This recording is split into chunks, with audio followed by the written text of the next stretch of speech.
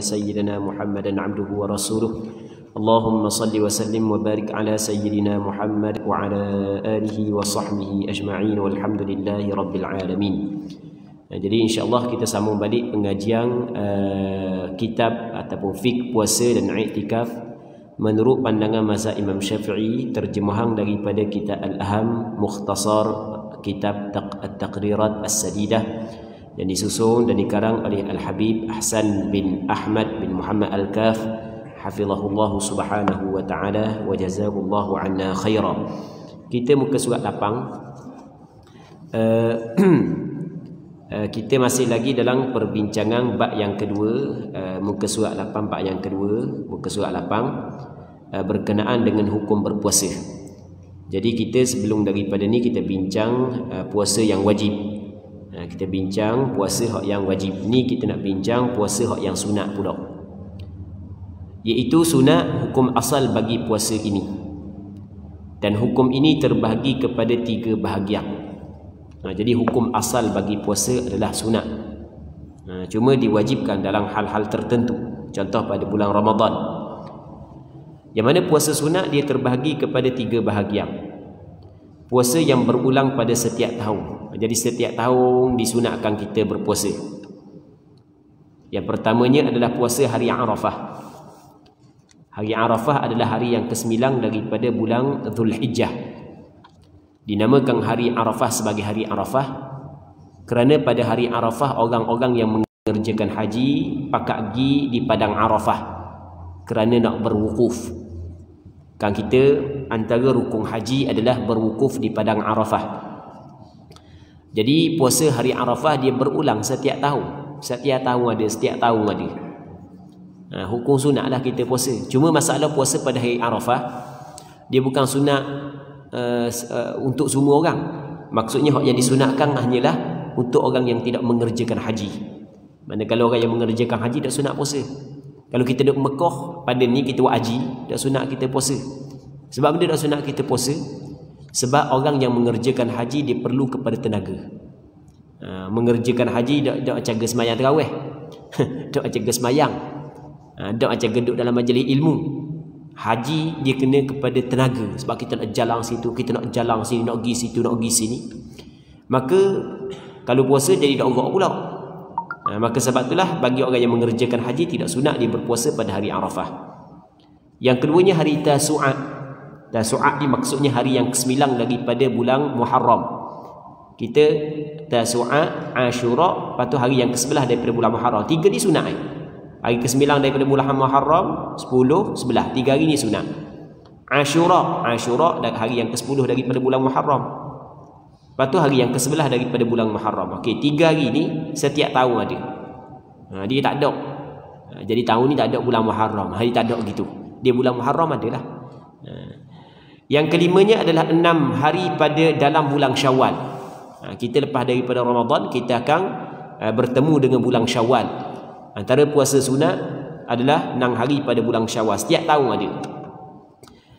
Yang keenam adalah bulan-bulan haram. Puasa pada bulan-bulan haram. Di dalam 12 bulan tu dia ada bulan yang dikenali sebagai bulan haram. Ya, bulan haram ni bulan orang Arab memuliakan bulan tersebut. Baloh benda apa sekali sampai bulan tu berhenti belaka, dak perang belaka. Bulan haram.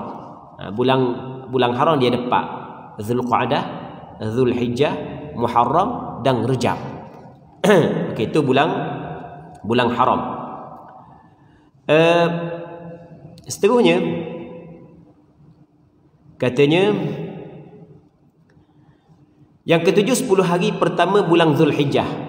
Dia 10 hari yang pertama pada bulan Zulhijjah antara hari yang ada kelebihan lah. Antara hari yang mempunyai kelebihan. Maka sunat kita puasa. Tapi yang dimaksud 10 hari pada bulan pertama bulan Zulhijjah tu adalah 1 Zulhijjah sampai ke 8 Zulhijjah. Sebab hari 9 tu hari Arafah dah. Kita tadi sebut dah. Hari ke-10 tu adalah hari raya, tak boleh puasa. Jadi kalau perkataan 10 hari pertama bulan Zulhijjah ni maksudnya adalah hari yang pertama bulan Zulhijjah hingga hari yang ke-8. 1, 2, 3, 4, 5, 6, 7, 8 ni dia hari yang mempunyai kelebihan. Baik. maka sunat kita berpuasa. Manakala hari ke-9 tadi cerita dah hari Arafah, hari ke-10 hari raya tak boleh nak puasa. Lepas tu katanya yang keduanya puasa yang berulang pada setiap bulan. Setiap bulan ada, iaitu hari-hari putih. Hari-hari putih ni hari-hari cerah, iaitu hari ke-13, 14, 15 pada setiap bulan. Tapi kena ingat, kena kira dengan bulan Islam. Tidak boleh kira dengan bulan Masihi. Bukan kira 13 Januari, 14 Januari, bukan gitu. Dia kena 13, 14, 15 Muharram, 13, 14, 15 Safar, 13, 14, 15 Rabiul Awal, 13, 14, 15 Rabiul Akhir. Itu maksud dia. Dia hari cerah. Dia maksud hari cerah ni adalah bulan penuh. Hari cerah, malang tu cerah. Yang keduanya hari-hari hitam, hari-hari gelap, iaitu hari yang ke-28, 29 dan 30. 28, 29, 30 hari gelap. Sunat juga puasa. Itu setiap bulan ada, setiap bulan ada. Berulang dengan berulangnya bulan. Yang ketiganya sunat yang berulang setiap minggu, seperti puasa hari Isnin. Yang keduanya puasa hari Khamis, Isnin Khamis, Isnin Khamis. Jadi setiap minggu adalah itu sunat. Dan Rasulullah sallallahu alaihi wasallam sentiasa berpuasa pada hari Isnin dan Khamis. Rasul puasa Isnin, Rasul puasa Khamis, Rasul sallallahu alaihi wasallam puasa. Maka pengarang kita dia buat mari, kata pengarang Safwah Az-Zubat. Kita akan jumpa berapa kali pengarang kita dalam buku dia ni dia buat mari perkataan Safwah Az-Zubat, perkataan Safwah Az-Zubat. Apa dia buat mari kitab ni? Okey, kita nak cerita gini. Dia nak cerita Amba kena cerita dulu sikit. Dia dalam mazhab Imam Syafi'i, dia ada kitab-kitab yang menjadi rujukan, yang menjadi asas, yang menjadi rujukan. Antaranya adalah kitab nama dia Matang Zubat, nama dia Safwatuz Zubat, yang dikarang oleh seorang ulama besar nama dia Imam Ibn Ruslan. Yang mana kitab Safwatuz Zubat ni orang hafal. Dia ada lebih kurang dalam 1000 bait. Dia berbentuk syair. Dia berbentuk syair, ada 1000 bait. Orang ngapal lah. Orang ngapal tu maksudnya orang yang mendalami fiqh, dia ngapal lah. Yang mana dalam kitab Safwatuz Zubat disebut wa sunnatu siyami yaumi Arafah illa liman fil haji haitsu ad'afah wa sittu syawalin wa bil wala'i awla wa ashura wa tasu'a wa saumul ithnaini kadzal khamisi ma' ayyami bidin. Maksudnya sunat berpuasa hari Arafah kecuali orang yang haji kerana ia melemahkan. Orang haji dikecualikan. Orang yang mengerjakan haji tak sunat dia puasa pada hari Arafah. 6 hari Syawal dan berturutan adalah lebih utama. Maksudnya berturutan adalah lebih utama. Yang 6 hari pada bulan Syawal boleh kita puasa sehari, lepas tu berhenti sekejap, sambung buat pula, berhenti sekejap, buat pula, berhenti sekejap, buat pula. Dan boleh kita buat sehari, 2 hari, 3 hari, 4 hari secara berturutan, secara bersambung. Baik, mana hak yang lebih comel? Hak yang lebih comel kita buat secara bersambung. Itu maksud dia. Baik. 6 hari Syawal dan berturutan adalah lebih utama. Dan yang dimaksud berturutan adalah maksudnya lepas daripada Syawal, lepas daripada Ramadan tu kita buat lalu. Maksudnya raya kedua mula kita buat lalu dah. Juga puasa Tasu'a. Puasa Tasu'a. Tasu'a ni maksudnya hari yang ke-9 daripada bulan Muharram, Ashura hari yang ke-10. Dan puasa Isnin juga Khamis serta hari-hari putih, hari-hari cerah. Lepas tu dia mari puasa sunat yang paling utama adalah berpuasa sehari dan berbuka sehari. Itu puasa Nabi Daud. Dia Nabi Daud, dia kuat berpuasa. Dia selang sendiri, hari ni puasa, esok tak puasa, lusa puasa, tulak tak puasa. Begitulah Nabi Daud. Dan kata Rasulullah, seafdal puasa adalah puasa Nabi Allah Daud alaihi salam. Yang ketiga makruh. Ada juga puasa makruh. Berpuasa pada hari Jumaat semata-mata, atau hari Sabtu semata-mata, atau hari Ahad semata-mata. Ini makruh. Jadi kita puasa hari Jumaat aja, maka makruh. Ataupun puasa hari Sabtu je, ini makruh. Ataupun puasa hari Ahad aja, ini makruh. Kalau kita nak puasa hari Jumaat, mesti kita kena puasa sebelumnya sehari atau selepasnya sehari. Hari Khamis kita puasa, maka boleh kita puasa hari Jumaat. Maksudnya tak makruh kita puasa hari Jumaat. Kalau kita puasa hari Jumaat saja, kita tak puasa sehari sebelum, sehari selepas, maka hukum dia adalah makruh. Muslimin muslimat yang dirahmati oleh Allah Subhanahu wa taala. Yang keduanya, dah apa makruh? Sebab ada larangan. Rasulullah sallallahu alaihi wasallam melarang puasa hari Jumaat saja. Dipanggil ifrat menunggalkan hari Jumaat dengan berpuasa dilarang oleh Rasulullah sebab makruh. Melainkan, melainkan ada pengecualian. Melainkan katakanlah hari Arafah jatuh hari Jumaat. Kita hari Arafah jatuh hari Jumaat. Jadi apabila hari Arafah jatuh hari Jumaat, kita puasalah hari Arafah. Maka ketika itu tak makruh. Sebab kita puasa hari Arafah pada hari Jumaat, bukanlah kita nak puasa pada hari Jumaat. Kita nak puasa hari Arafah, tapi secara kebetulan jatuh pada hari Jumaat. Okey, boleh nampak kan? Ulang sekali lagi ya. Kalau kita puasa hari Jumaat sahaja, hukum dia makruh. Melainkan dalam hal tertentu. Sebagai contoh, hari Arafah jatuh pada hari Jumaat, maka boleh kita puasa hari Arafah tersebut. Tak makruh walaupun Jumaat saja. Sebab kita bukanlah nak puasa pada hari Jumaat, tetapi kita nak puasa kerana hari tersebut hari Arafah. Tapi secara kebetulan hari Arafah jatuh pada hari Jumaat. Okey, itu yang pertama. Yang keduanya, puasa sepanjang masa. Dia puasa sepanjang masa dalam istilah ulama dia panggil siyamud dahr. Puasa sepanjang masa. Maksudnya dalam setahun tu setiap hari puasa. Itu mana puasa sepanjang masa. Dia kalau puasa setiap hari, yang pertama, kita kena tahu hukum yang pertama. Kalau puasa setiap hari sepanjang tahun, sehari ni puasa, esok puasa, tak ada pernah buka. Main minai kali pagi ni puasa, esok telefon pula ajak minai puasa. Puasa semua dia sepanjang tahun puasa. Maka perbuatan puasa sepanjang tahun, hukum dia yang pertama adalah haram.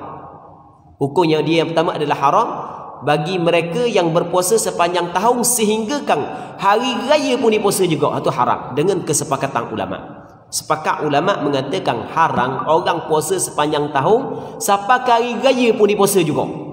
Okey, ini sepakat ulama kata haram. Ini yang pertama.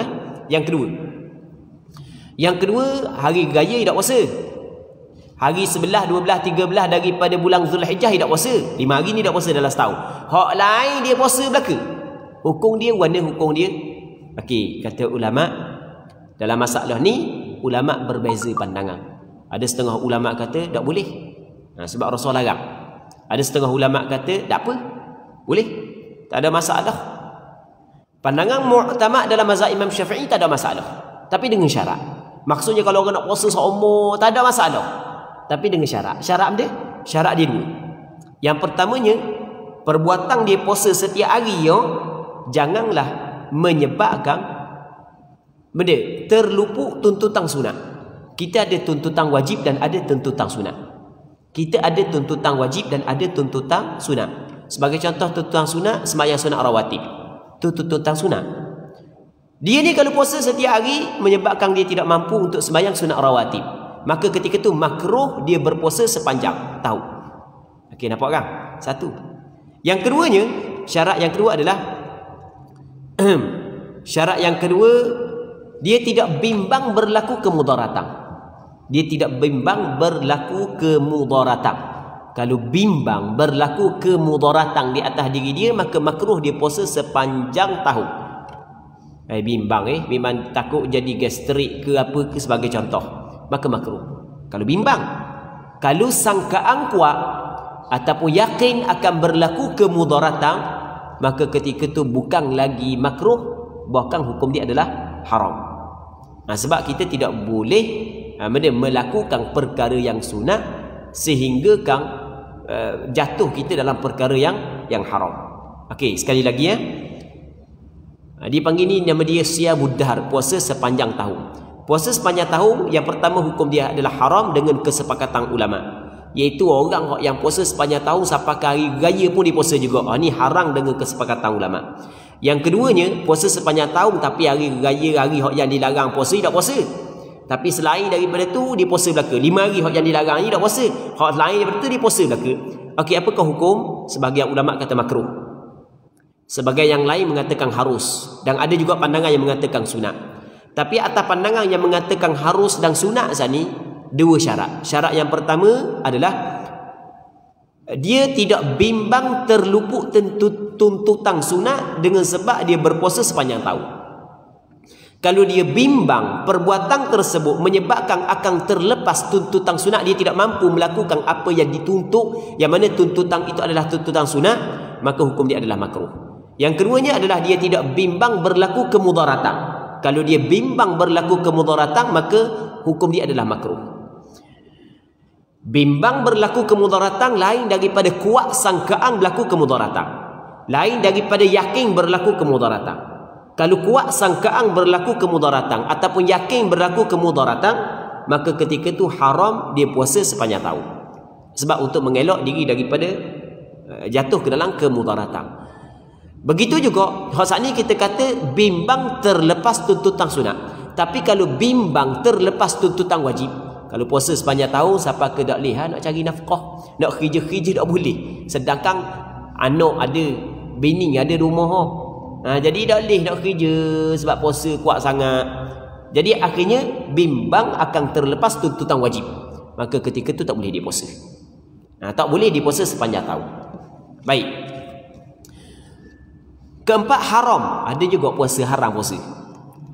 Yang pertamanya, ia terbahagi kepada dua. Yang pertama haram tetapi sah puasanya. Haram serta sah. Mana haram serta sah? Yang pertama, puasa seorang isteri tanpa keizinan suami. Orang puang, dia nak puasa tanpa suami dia bagi izin, maka haram serta sah.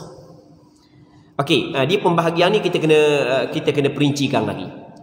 Dia kita puasa ada dua. Ada puasa wajib, ada puasa sunat. Ada puasa wajib, ada puasa sunat. Puasa wajib terbahagi kepada dua. Puasa wajib yang waktu dia sempit, puasa wajib yang waktu dia luah. Okey, kita ada puasa wajib waktu sempit. Puasa pada bulan Ramadan adalah puasa wajib. Waktu dia sempit. Maksud pada waktu sempit, dia tidak boleh kita nak ganti-ganti akan datang. Tak boleh. Mesti esok kena puasa. Kalau kita tidak ada perkara yang menghalang untuk kita puasa, kita bukan tak ada haid, tak ada nifas, maka esok kena puasa.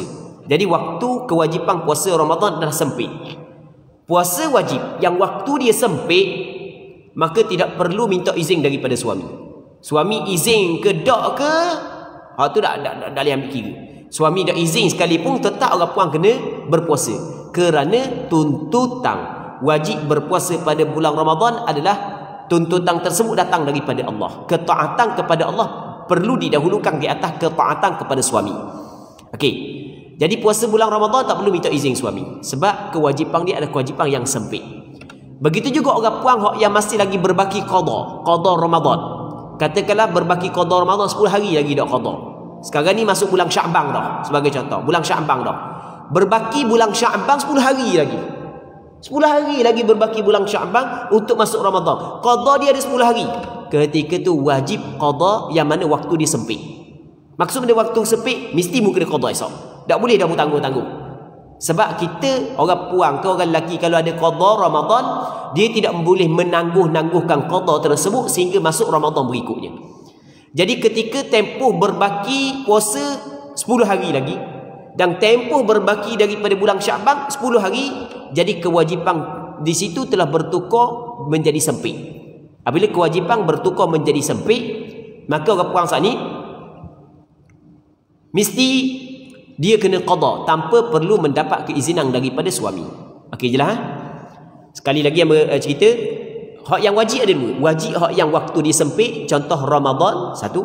Contoh yang kedua adalah perempuan yang mempunyai qada, yang mana waktu berbaki daripada bulan Syaban sepuk untuk qada dia, maka ketika itu dua permasalahan ini tidak perlu diminta izin daripada suami untuk dia berpuasa. Kerana Allah Ta'ala yang mewajibkan dia berpuasa, maka ketaatan kepada Allah perlu diutamakan di atas ketaatan kepada suami. Okey, yang kedua, puasa wajib tapi waktu dia luah, waktu dia tidak sempit. Contoh orang puang pada bulan Ramadan datang haid 7 hari, maka lepas daripada Ramadan wajib dia kena qada sebanyak 7 hari hak yang dia tidak berpuasa. Dia boleh qada pada bulan Syawal, boleh qada pada bulan Zulqa'dah, boleh qada pada bulan Zulhijjah, boleh qada pada bulan Muharram, boleh qada pada bulan Safar. Maksudnya waktu dia luah. Jadi kalau dia nak qada pada bulan Syaban, bukan Syaban pula. Kalau dia nak qada pada bulan Syawal, maksudnya lepas raya nak qada lalu, maka dia mesti kena minta izin daripada suami dia. Sebab waktu dia luah. Dan apa kena minta izin dengan suami buat ibadat? Sebab hak suami perlu diutamakan. Hak suami perlu diutamakan. Jadi suami ni, orang lelaki ni kadang-kadang nafsu dia tak tahu mari masa mana, maka ketika tu dia hak dia perlu diutamakan. Baik. Jadi orang puan kalau nak qada puasa pada bulan Syawal ke Zulqa'dah ke Zulhijjah ke Muharram, dia kena minta izin daripada suami. Bukan dia minta izin tu pentinglah. Cuma hak yang sebenarnya hak yang diperlu bukanlah minta izin, hak yang diperlu adalah izin daripada suami. Kalau dia tak minta izin tapi tu lelaki dia izin, tak apa, tak ada masalah. Dah nak minta izin lagi, tu lelaki dia kata pada bulan Syawal ni abang ada izin awak puasa. Okey baik. Dia tak minta izin pun. Kalau dia minta izin buih mulut tapi tu lelaki tak izin, tak boleh kau puasa. Okey, boleh faham kan? Dia hak yang penting dia izin suami. Buih mulut minta izin. Pagi minta izin, petang minta izin, malam sebelum tidur. Tengah tidur pun minta izin lagi niga, bangun daripada tidur pun minta izin lagi. Tapi abang tak izin. Saya dah izin, saya ada rumah ni. Saya baru cuti seminggu, kat gini naik laut pula. Awak nak puasa dah. Jadi saya di rumah mula awak nak puasa. Saya tak ada rumah, awak tak mau puasa. Saya duduk laut. Macam-macam saya duduk tengok orang tua orang ni balik rumah nak rapat dengan bini, main bini puasa pula. Tengok. Jadi atuk lelaki kata saya tak izin. Maka tak boleh puasa. Walaupun minta izin sampai ke 18 kali, 19 kali pun.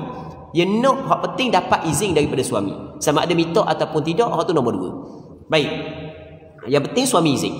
Dia izin ni mungkin izin saat ni tu berlaku setelah daripada perempuan meminta izin, dan mungkin izin tu berlaku sebelum daripada perempuan tu meminta izin. Tapi tu lelaki dia ni orang hak lebas, kan orang wai duk surau bandar, orang duk wai masjid duk dengar, tengok bini saat ni tu banyak gak puasa hak yang tinggal, tu lelaki pakai izin lalulah.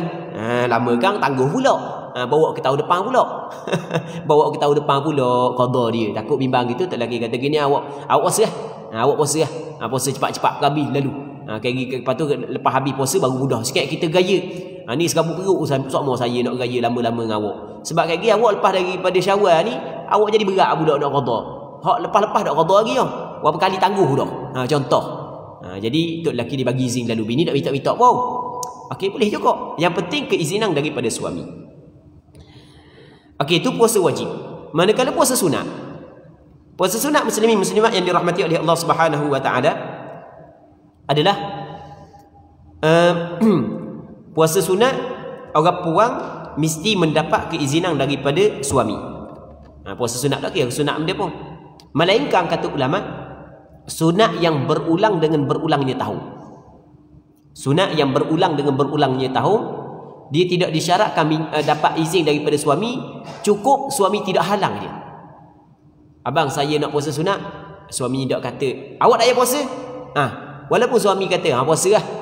Suami tak khabar pun keizinan tu. Apabila dia khabar ke tok lelaki, abang saya nak puasa sunat Tok lelaki tak bagi izin pun, tapi tok lelaki tak halang, boleh dia puasa. Hak yang tak boleh kalau tok lelaki halang. Dia kadang-kadang dia tak khabar suruh puasa, dia tak bagi izin pun, tapi tak halang pun, senyap gitu. Jadi tok lelaki tak ada mulut, bang saya nak puasa, senyap je tok lelaki, jadi tak ada mulut. Bini popek. Tok lelaki dia gitu kan. Kadang-kadang bini hak yang kuat cakap, tok lelaki jadi senyap. Kadang-kadang tok lelaki hak jual cakap, bini pula senyap. Tu awak molek dah. Mai cakap belaka pening anak. Tok lelaki kuat cakap, bini kuat cakap, pening anak. Kalau tak cakap langsung pun tak tahu anak mana pula lagi. Dia ada hak kuat cakap seorang, hak yang tak cakap seorang. Jadi abang dia senyap aje. Bang saya nak puasa esok hari Arafah. Hari Arafah ni puasa sunat yang berulang dengan berulangnya tahun. Oleh kerana setahun sekali benda tu, maka syarat bagi kelonggaran sikit. Benda kelonggarannya asal kata bini tok lelaki dia tidak halang. Tak apa lah. Saya nak puasa senyap aje tok lelaki, tak kata benda pun. Bang saya nak puasa senyap gitu lah. Bukan dia dengar. Saya wonder tok lelaki dia. Saya nak puasa ni. Dia tak halang, tak apa, boleh puasa. Tapi kalau puasa sunat yang berulang dengan berulangnya minggu, biar dapat keizinan daripada dia. Muslimin muslimat yang dirahmati oleh Allah Subhanahu wa taala. Seterusnya, puasa seorang isteri tanpa keizinan suami. Puasa ni haram tapi sah. Maksudnya haram tapi sah, kalau ia tak minta izin dengan tok lelaki dia untuk qada Ramadan pada bulan Syawal, tok lelaki tak bagi izin pun dia qada juga. Bang saya nak qada puasa awak nak qada puasa nanti dulu, saya ada rumah ni, saya balik nak makan kau sedap-sedap. Awak masuk sedap main puasa, awak dah puasa kau goreng telur je lah ke saya. Ni bulan Syawal dah saya nak puasa kau bang. Tak payah dah. Awak gitu lah marah pula tu lelaki. Saya nak ibadat sikit oleh awak ni. Biar awak tak mau ke nak ke saya nak puasa kau. Bagi haram. Tapi puasa dia sah ke tak? Sah. Maksudnya kalau qada dia ada 8 hari, kalau dia puasa dah sehari tanpa keizinan daripada suami, maka baki lagi 7. Esok puasa pula, tak laki dah izin kau, jadi baki lagi 6. Tu maksud sah. Maksudnya haram, tetapi puasa dia sah. Dia ada lagi, haram puasa tidak sah. Hak yang kedua, nanti kita akan bincang lepas daripada ni. Yang keduanya, puasa seorang hamba tanpa keizinan tuannya. Ni tak ada, zaman kita ni tak ada. Kalau ada hamba nak puasa mesti dapat keizinan daripada tuang dia. Okey, yang keduanya haram dan tidak sah puasanya. Haram dan tidak sah ni terdapat 5 keadaan. 5 keadaan ni haram serta tidak sah puasa. Yang pertama, puasa pada hari raya Aidilfitri, iaitu hari pertama daripada bulan Syawal. Jadi hari pertama pada bulan Syawal haram serta tidak sah. Jadi orang puang tu dia bangun pagi raya, dia gosok baju raya tu awal Ramadan dia gosok baju raya. Dah siap awal dah kira. Gosok tak dalam robok. Pagi tu nak ambil tengok bahan ditikuh. Allah ngajuknya dia. Hari tu orang ajak raya tak mau. Amal raya hari ni amal puasa hari ni. Tak mau pergi raya hari ni. Tak boleh. Hukum dia adalah haram. Tak boleh. Hari raya tak boleh puasa. Haram serta tidak sah. Puasa pada hari raya Aidil Adha, iaitu hari yang ke-10 daripada bulan Zulhijjah. Cakap kita raya Korban, tak boleh puasa juga. 2 hari ni Rasul larang. Rasul larang berpuasa pada 2 hari raya, 2 hari raya, sama ada hari raya Aidul Fitri ataupun Aidul Adha. Yang ketiganya, puasa pada hari Tashriq, iaitu hari yang ke-11, 12, 13 daripada bulan Zulhijjah. Kita ada 11, 12, 13 daripada bulan Zulhijjah haram berpuasa. Tak boleh berpuasa. Sebab hari tersebut adalah hari makan dan hari minum. Waktu disebut oleh Rasulullah. Yang keempat, puasa pada separuh akhir bulan Sya'ban, iaitu 16, 17, 18 hingga akhir bulan. Ni kita lepas dah tahun lepas pula. Nak jumpa pula tu kalau panjang umur. Kalau tak panjang umur nak jumpa dah. Kalau panjang umur jumpa pula tahun depan bulan Sya'ban. Tak apalah. Yang penting kita belajar hukum hakam. Sebab ni hukum agama kita. Kita tahu pun dapat pahala dah. Jadi bulan Sya'ban ni kita bagi 2. 1, 15. Okey, itu separuh yang pertama. Separuh yang kedua 16 sampai ke akhir. Itu separuh yang kedua. 16 sampai ke akhir tak boleh kita puasa. Rasul larang. Kata Rasulullah, "Idzan tasafa Sya'ban fala tasumu." Apabila separuh bulan Sya'ban, mu jangan puasa. Puasa juga haram, tak sah puasa. Tak boleh puasa. Melainkan puasa-puasa yang tertentu. Benda puasa yang tertentu, yang pertama, orang tu ada adat kebiasaan dah dia puasa. Ada wirid dia. Ada orang tu puasa Isnin Khamis, maka masuk 16 Sya'ban ke atas boleh dia puasa Isnin Khamis. Sebab dia ada wirid dia. Itu boleh. Satu. Yang keduanya, orang yang sambung di antara separuh yang pertama dengan separuh yang kedua. Separuh yang pertama, contoh dia puasa 15 dia puasa. Maka apabila dia puasa 15, boleh dia puasa 16, boleh dia puasa 17, boleh dia puasa 18, boleh dia puasa 19. Tapi kalau dia berhenti mana-mana hari, maka ketika tu tak boleh dah dia nak sambung pula. Jadi kalau dia puasa 14 Sya'ban dia pun puasa 15 Sya'ban. Okey, 16 boleh puasa sebab dia sambung 15 dengan 16. 17 dia boleh puasa, 18 dia boleh puasa. Tiba-tiba hari ke-19 dia tak puasa sebab dia pergi kat jamu. Hari kedua pula dia puasa dah lah. Sebab putus dah. Kalau dia sambung boleh puasa. Baik. 2. Yang ketiga qada. Qada boleh. Sebab hak tadi sunat. Kalau hak sunat pun boleh, hak qada pun lebih lagi boleh. Sama juga puasa nazar. Boleh. Pada separuh yang kedua daripada bulan Sya'ban. Yang kelima, puasa pada hari Syak. Hari Syak pun dia melibatkan bulan Sya'ban juga. Iaitu hari yang ke-30 daripada bulan Sya'ban. Jika orang telah bercakap-cakap tentang cerapang hilal atau penyaksian orang yang tidak diterima penyaksiannya dalam cerapang hilal, seperti perempuan atau kanak-kanak. Dia gini, kita bulan Sya'ban ni, dengar boleh bulan Sya'ban kita ada 29, kita ada 30. Kadang-kadang 29, kadang-kadang 30. Begitu bulan Islam, bulan Islam kadang-kadang sebulan 29, kadang-kadang sebulan 30. Kita tahun ni bulan Sya'ban 29 aja tahun ni. Jadi apabila kalau bulan Syaban 29 maka tak ada hari Syok. Sebab hari Syok ia adalah hari yang ke-30 daripada bulan Syaban. Tapi dengan dua syarat. Dengan dua syarat bukan dengan dua syarat.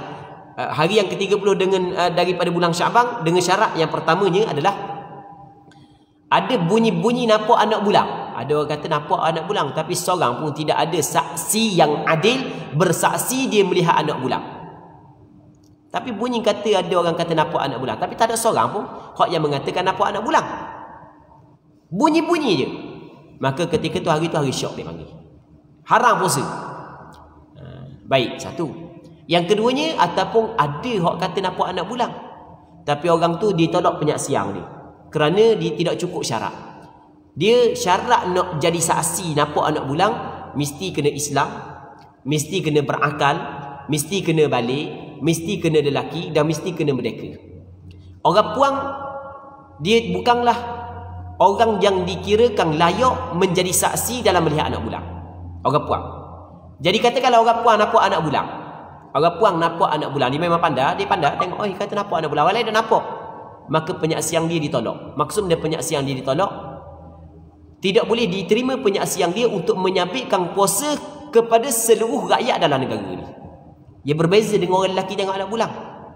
Dia orang puang, dia bukan bidang dia, bukan urusan dia dalam bab penyaksian. Bab penyaksian orang lelaki. Sebab itulah dalam nikah kahwin kita nak jadi orang puang saksi tak boleh. Dan siapa jadi saksi Dua orang kita nak saksi nikah Siapa? Kata mak dara dia dengan tok dara dia, saya lah. Tak boleh orang puang. Dia saksi mesti kena orang lelaki. Mereka dalam hal-hal tertentu ada juga diterima penyaksian orang puang. Jadi apabila perempuan yang menjadi saksi dalam melihat anak bulan, maka penyaksian dia ditolak. Maka hari tersebut adalah dikirakan sebagai hari Syok. Haram berpuasa dan tidak sah berpuasa. Muslimin muslimat yang dirahmati oleh Allah Subhanahu wa taala. Seterusnya, masalah bilakah diharuskan berpuasa pada hari Syok atau separuh akhir daripada bulan Syaban? Katanya diharuskan berpuasa pada dua keadaan ini, pada tiga situasi. Tiga situasi boleh dia berpuasa. Yang pertama, jika berpuasa wajib seperti puasa qada atau puasa nazar, boleh. Pada hari Syok pun boleh puasa. Qada, nazar, dia nazar nak puasa, boleh dia puasa. Yang keduanya, jika puasa tersebut adalah puasa yang menjadi kebiasaan, wirid, seperti puasa Isnin dan Khamis. Yang ketiga, jika bersambung antara puasa selepas separuh kedua Syaban dengan sebelumnya, dengan maksud jika seorang berpuasa pada 15 Syaban, maka diharuskan baginya untuk berpuasa pada hari selepasnya, iaitu 16 Syaban. Dan jika dia berpuasa pada 16 Syaban, diharuskan baginya berpuasa pada 17 Syaban. Dan begitulah sehingga akhir bulan. Jika berbuka satu hari, maka haram untuk dia berpuasa pada baki hari bulan Syaban. Yang kita contoh tadi, 15 dia puasa, maka dia boleh puasa 16, boleh puasa 17, boleh puasa 18. Tiba-tiba 19 dia buka, maka tak boleh dah, dia nak puasa 20. Muslimin muslimat yang dirahmati oleh Allah Subhanahu wa taala. Okey, kita pergi kepada bab yang ketiga. Bab yang ketiga adalah syarat sah dan syarat wajib puasa. Kita ada syarat sah puasa dan kita ada syarat wajib puasa. Syarat-syarat sah puasa yang dimaksud dengan syarat sah puasa ialah jika dipenuhi syarat-syarat berikut, maka sah puasanya. Dan syarat-syarat sah adalah seperti berikut. Syarat sah puasa ni maksud dia, kalau orang ni cukup syarat ni, sah puasa dia. Tak cukup syarat ni, tak sah puasa dia. Okey, syarat sah puasa yang pertama, Islam. Disyaratkan seseorang itu Muslim pada keseluruhan siang. Jika dia murtad, wal'iyadzabillah, pada siang hari Ramadan, walaupun seketika, batal puasanya. Tengah-tengah dia puasa, dalam pukul 1:30 dia murtad. Lepas tu dalam sejam je dia insah balik, dia bertaubat balik. Dia tak makan pun, nak minum pun, masa murtad dia bertaubat balik. Lepas tu dia mengucap balik 2 kalimah syahadah. Dia masuk semula ke dalam agama Islam selepas daripada dia murtad dalam tempoh sejam.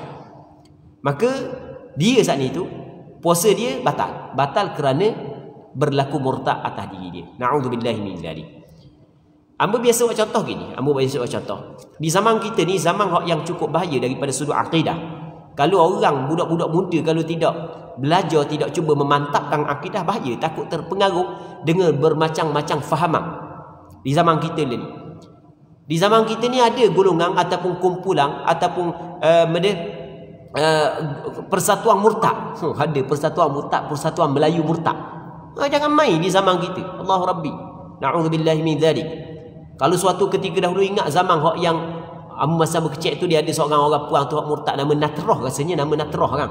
Oh, riuh tempat kita. Natrah murtad, riuh tempat kita.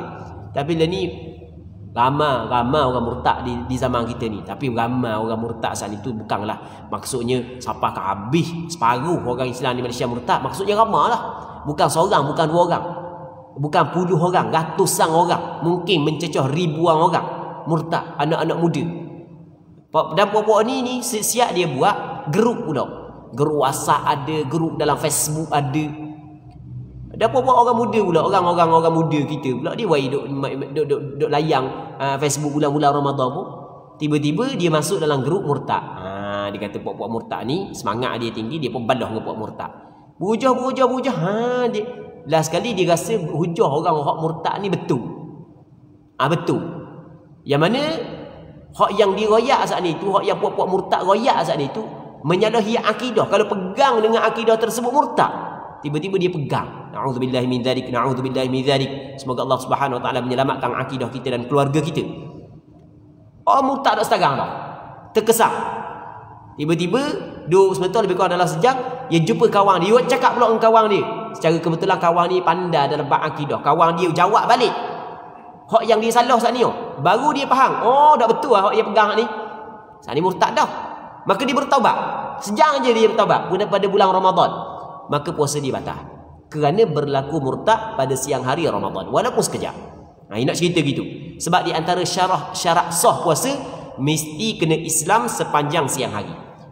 Na'udzubillahi min dzalik. Semoga Allah Subhanahu wa taala menyelamatkan akidah kita, akidah keluarga kita, anak cucu kita, dan akidah umat Islam di Malaysia khususnya dan di seluruh dunia secara amnya. Baik. Yang keduanya berakal. Disyaratkan seseorang itu berakal pada keseluruhan siang hari Ramadan. Sepanjang siang hari Ramadan mesti dia berakal. Jika seseorang gila walaupun hanya seketika, batal puasanya. Dia ada juga orang jenis penyakit gila. Ada orang penyakit gila, orang yang penyakit keturunan. Ada orang penyakit gila. Dia gila bermusim. Kadang-kadang gila, lepas tu kadang-kadang baik. Dan ada juga jenis orang puang ni, dia gila setelah daripada bersalin, ngoyang. Ada orang puang gitu. Biasa dengar doa. Wacik-wacik sini, biasa dengar. Lepas daripada bersalin, dia gila kejap. Ngoyang. Ada nak buat mana? Allah Subhanahu Wa Taala uji. Tak sama manusia. Kita pelik tak pelik benda hak yang Allah Subhanahu Wa Taala kuasa buat, maksudnya masih lagi dalam benda kekuasaan Allah Subhanahu Wa Taala. Macam-macam. Ada orang hak yang gila dia kadang-kadang kejap je, dalam setahun ada 2-3 hari dia gila. Kadang-kadang ketika tekanan kuat sangat gila sekejap, lepas tu baik semula. Ada macam-macam lah, orang ni tak sama. Jadi tengah-tengah dia pos tiba-tiba gila dalam 2 jam. Gila dalam 2 jam. Lepas tu baik semula. Maka puasa dia batal. Tak usah puasa dia pada hari itu. Dah wajib tak dia qada? Tak wajib dia qada. Dia puasa yang ditinggalkan kerana gila. Puasa yang tidak sah kerana gila. Puasa yang terbatal kerana gila, tidak wajib tuang dia saat itu qada balik puasa tersebut. Jika seseorang gila walaupun hanya seketika, batal puasanya.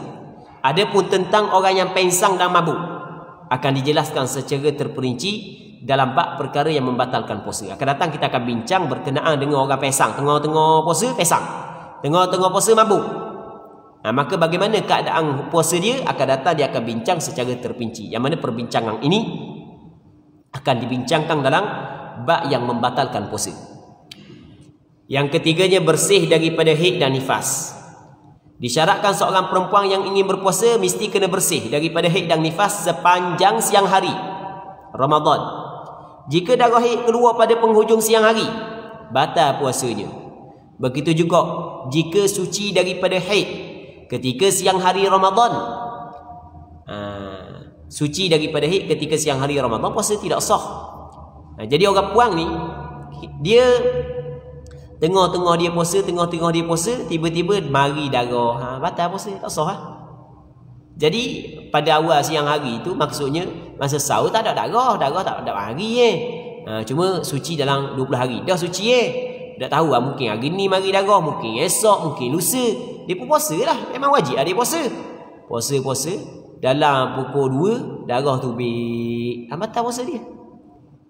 Dak pukul 3 darah tubik, batal agak puasa dia. Ataupun pukul 5 darah tubik, batal puasa dia. Ataupun pukul 6.30 darah tubik, batal. Pukul 7 dah apa setengah jam lagi nak buka darah tubik, batal puasa. Pukul 7.15 buka, pukul 7.16 betul tak 16 hari ni 15 ke 16 hari ni. Pukul 7.14 darah tubik, tinggal sependek lagi. Allah nangis dia. Sebab sependek lagi. Contoh, batal puasa. Sebab dia syarat dia mesti sepanjang siang hari suci. Kalau datang darah walaupun sekejap pada siang hari, batal puasa dia. Baik. Dia berbeza kalau darah datang setelah daripada matahari terbenam. Matahari masuk je 7.15 tubik darah. Maka puasa pada hari tersebut sah. Sebab darah saat itu keluar setelah daripada habis dah waktu berpuasa. Sama ada dia buka ke tak lagi, tu nombor 2. Darah tubik dah. Saya dah buka lagi. Dah tubik pukul berapa darah? 7.16. Dah masuk waktu buka 7.16. Jadi sama. Tergelang matahari, darah awak tubik sama. Maksudnya bukan tubik pada siang hari, tubik setelah daripada habis dah waktu berpuasa. Maka puasa dia sah. Dah saya dah buka lagi, saya dah makan lagi. Dah kira makan ke tak, dah kira. Yang penting darah awak saat ni tu keluar setelah daripada terbit matahari. Awak dah makan lagi tu nombor 2. Dah kira. Okey, puasa dia sah. Dia lain Kalau darah keluar setelah daripada terbenam matahari, puasa sah. Kalau darah keluar sebelum daripada terbenam matahari, puasa tak sah. Lepas tu dia ada se lagi yang biasa hamba sebut sama. Dalam kuliah bab daurah puasa fiqh bab puasa ni hamba sebut sama masalah ni. Dan sebab hamba banyak kali tiap orang puang tanya masalah ni.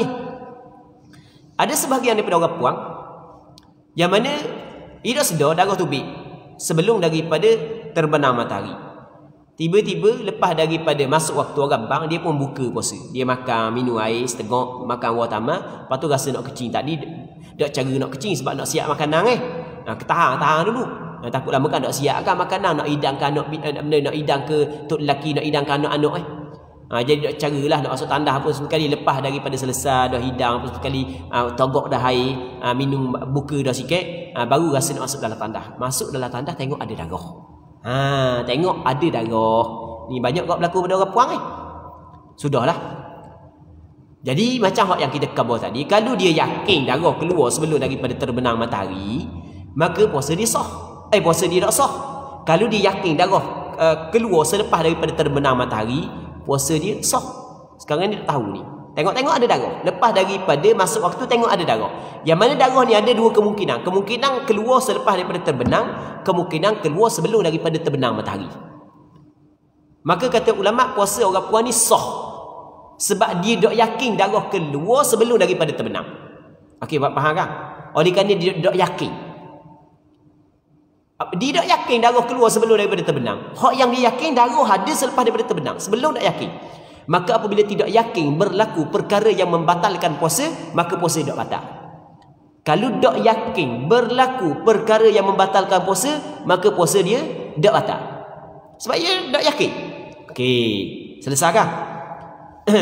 Tapi jangan pula. Sebab baru ni yang berjawab masalah ni, orang tanya masalah ni berjawab lah. Hamba kata kalau orang puang tu, dia ni lepas daripada buka dia tengok ada darah, maka puasa dia sah lah. Sebab dia tidak yakin darah keluar sebelum daripada terbenam. Dia kata, Ustaz kalau gini mana Ustaz? Dalam 10 minit lagi, ni orang puang tanya. Orang puang tanya, Ustaz saya nak tanya, kalau 10 minit lagi nak buka tu, dia rasa macam darah keluar. Tapi hak lepas-lepas dah rasa gini memang darah keluar, tapi tak mau cek. Dia tak mau cek. Sebab dia kalau dia cek lalu takut batal puasa. Tapi kalau dia cek lepas daripada ni, dia kata tak batal puasa, takut gitu. Dia tak mau cek. Tapi rasa-rasa memang gini ni, rasa gini ni darah tubik tapi malah cek biar sebab 10 minit lagi. Lepas daripada buka baru cek. Memang sungguh tubik darah. Kita kata kalau buat lagu tu batal puasa. Tak sah puasa tau. Sebab awak rasa darah tubik. Awak tak cek ke? Awak cek ke dah awak rasa darah tubik? Tu tanda darah tubik. Awak tak tengok pun ada dah alamat darah tubik. Jadi awak cek. Lepas daripada buka awak cek. Ada darah. Hak tadi rasa macam tak ada darah. Tu awak lebong diri awak diri. Tu tipu diri sendiri gitu. Dah kita cerak-cerak dah. Rasa alamat kuat dah. Darah tubik rasa gini darah tubik. Malah nak cek. Sebab supaya nanti kita cek lepas daripada buka kat gigi. Lepas tu kita kata dah aku baru rasa yakin darah baru tubik. Hak tadi tak yakin. Tu lebong gitu. Nak tipu diri sendiri. Tu tak jadi. Baik. Muslimin muslimat yang dirahmati oleh Allah Subhanahu wa taala. Okey, kita ada lagi masalah orang puang. Dia tengah datang haid, tiba-tiba dia mengalami suci pada siang hari Ramadan. Katakanlah dia mari haid, ni penghujung ni, hari ke-7 dah, hari ke-8 dah. Tiba-tiba pukul 4 pagi ada lagi, pukul 5 pagi ada lagi, masa dia bangun untuk masak untuk lelaki, untuk anak-anak tu ada lagi darah. Okey, dalam pukul 6 darah berhenti. Okey, pukul 6 darah berhenti, pukul 6 masuk dah subuh. Subuh lah ni tak sampai pun pukul 6. 5 berapa? 5 tak nampak. 5 berapa lah? 5 45 ke? 50 gitu lah lebih kurang.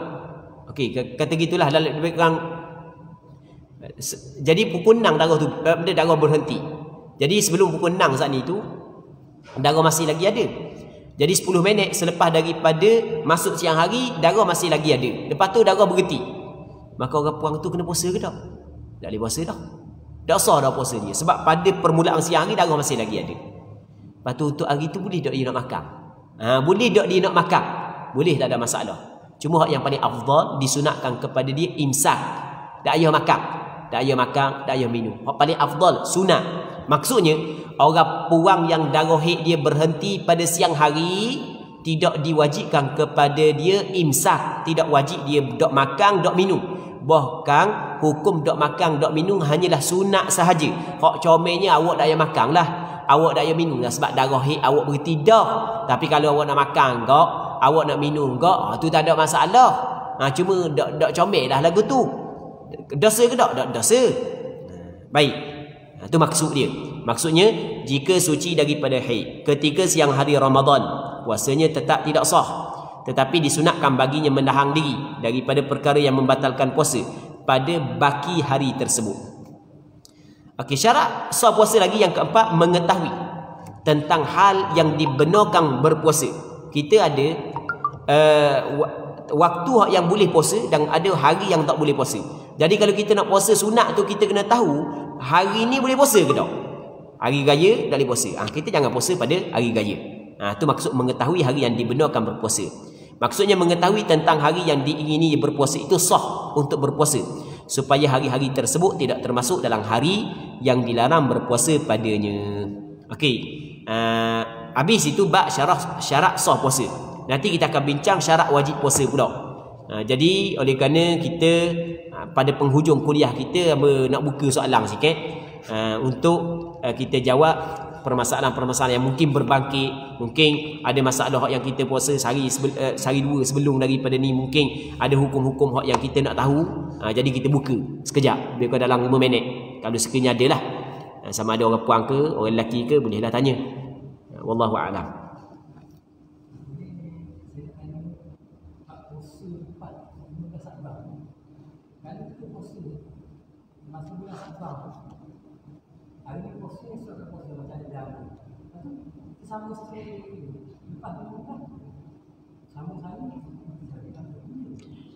Okey.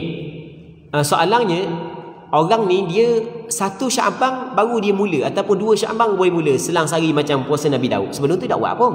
Masuk bulan Syaban baru mula dia buat. Okey, dia buat sehari, lepas tu tak puasa sehari puasa, sehari tak puasa. Okey, soalannya boleh tak dia nak puasa selang sehari selepas daripada masuk 16 Syaban? Kata ulama boleh. Boleh kerana dia telah mempunyai wirid. Dia telah mempunyai adat. Dia adat ni terjadi dengan sekali. Adat terjadi dengan sekali. Maksudnya sebelum daripada Syaban, kalau dia puasa sekali Isnin, ataupun dia puasa sekali kami, maka dia boleh puasa Isnin Khamis selepas daripada separuh yang kedua daripada bulan Syaban. Maksudnya masuk je bulan Syaban, dia puasa Isnin Khamis, maka dia boleh puasa Isnin Khamis selepas daripada 15 Syaban. 16 daripada 16 sampai akhir dia boleh puasa Isnin Khamis. Orang yang puasa sehari buka sehari pada awal Syaban, maka dia boleh puasa sehari buka sehari pada selepas daripada 15 Syaban. Wallahu a'lam.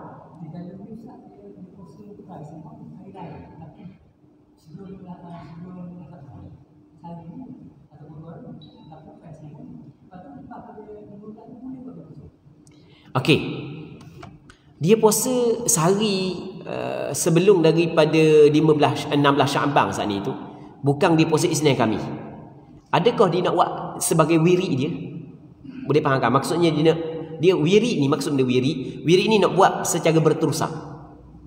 Nampak kan? Kalau orang puasa Isnin Khamis, nak puasa Isnin Khamis sokmo boleh lah. Boleh faham tak? Jadi kalau dia puasa sehari, dia bukan nak buat wirid pun, maka tak boleh lah. Nampak kan? Contoh kita kata dia puasa hari Rabu. Dia puasa hari Rabu. Pada sebelum daripada 16 Syaban, dia puasa hari Rabu. Dia biasa hari Rabu, orang tak ada buat wirid puasa hari Rabu, tak ada orang wirid gitu. Boleh faham kan? Maka apabila bukan wirid dia, maka tidak bolehlah selepas daripada 15 untuk dia puasa hari Rabu saja. Sebab dia bukan buat wirid. Melainkan kalau dia buat macam dia puasa Nabi Allah Daud, hari ni puasa, esok tak puasa, lepas tu puasa pula, esok, lepas tu tak puasa, maka sampai ke 16 Syaban ke atas boleh dia buat selang-seli puasa. Wallahu a'lam. Ya.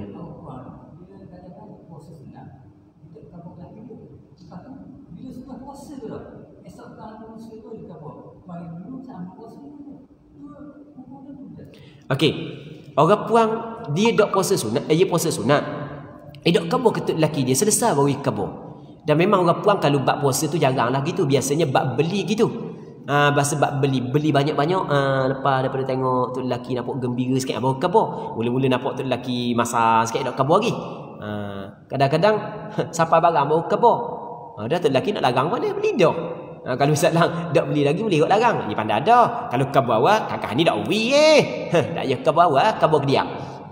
Jadi dia sekarang ni bukan bab beli bab puasa. Jadi puasa dah. Lepas daripada puasa baru kabur ke tu lelaki. Baik.